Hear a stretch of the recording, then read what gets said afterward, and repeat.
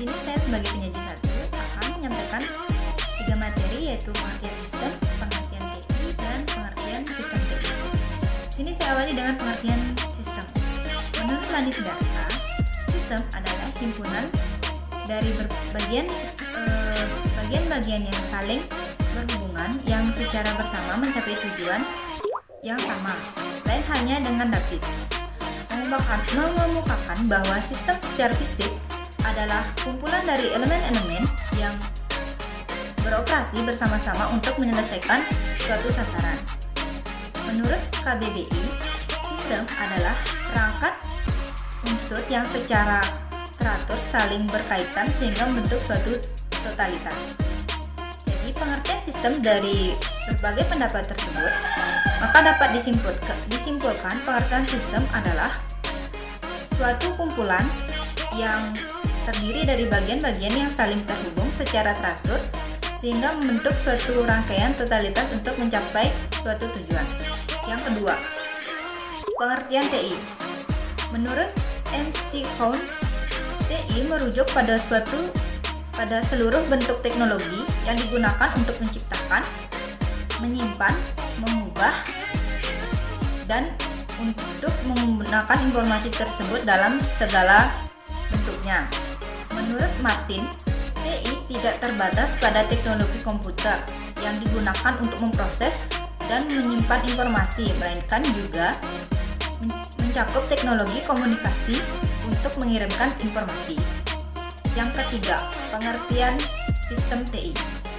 Sistem TI adalah kumpulan dari komponen-komponen yang saling terhubung secara teratur sehingga membentuk totalitas dalam membentuk perangkat TI.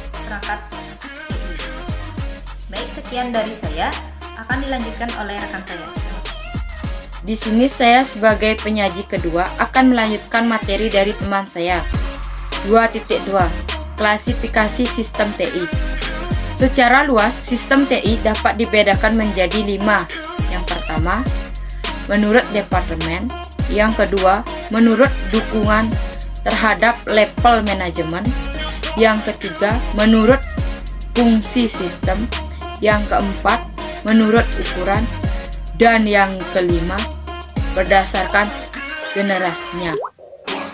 Yang pertama, menurut departemen. Menurut departemen dalam perusahaan TI dibedakan atas A. Sistem informasi akuntansi atau accounting information system, menyediakan informasi dan transaksi keuangan. B.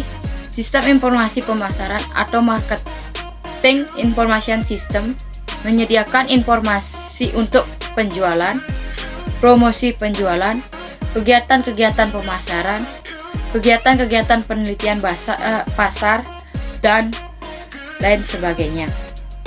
C.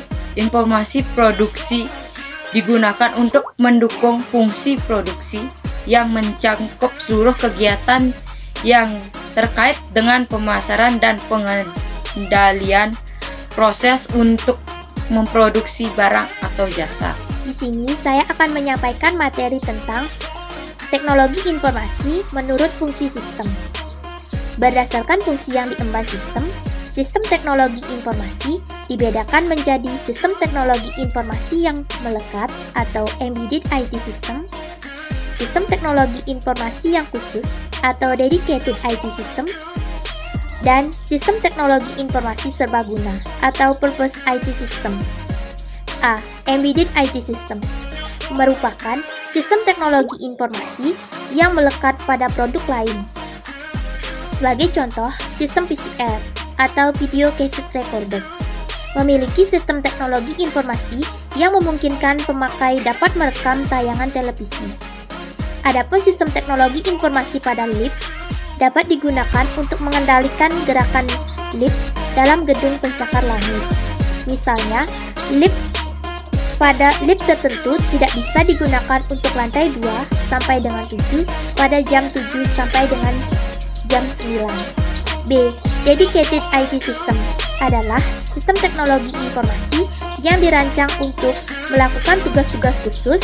Sebagai contoh adalah ATM atau anjungan tunai mandiri, dirancang secara khusus untuk melakukan transaksi keuangan bagi nasabah bank. Tentu saja, sistem seperti ini tidak bisa dipakai untuk melakukan tugas-tugas seperti mengetik dokumen. C. General Purpose IT System adalah sistem teknologi informasi yang dapat digunakan untuk melakukan berbagai aktivitas yang bersifat umum.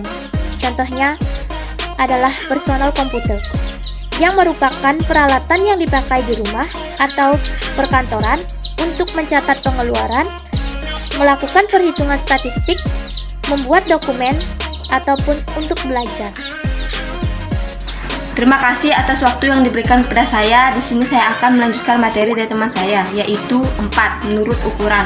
Ukuran dalam pengklasifikasian sistem TI tidak harus berupa ukuran fisik, tetapi cenderung didasarkan pada ukuran informasi yang ditampung, kemampuan sistem yang ditawarkan, kecepatan pemrosesan, dan juga berdasarkan jumlah orang yang menggunakan sistem secara bersamaan. Berdasarkan pengklasifikasian seperti ini, terdapat berbagai istilah yang sampai saat ini tetap digunakan untuk memberikan nama untuk kelompok komputer.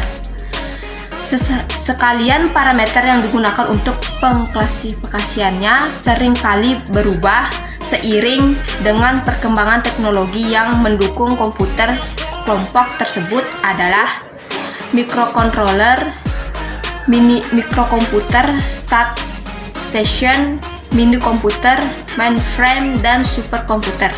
Terima kasih atas waktu yang diberikan kepada saya. Bila ada salah, mohon dimaafkan, akan dilanjutkan oleh teman saya. Terima kasih. Saya sebagai penyaji 5 akan membawakan materi tentang perkembangan komputer berdasarkan generasi. Awal perkembangan komputer ditemukan adanya abacus sebagai alat hitung biasa sampai memasuki komputer generasi pertama sebagai tonggak sejarah komputer modern dari 6 dekade. Perkembangan komputer hingga saat ini memasuki komputer generasi kelima.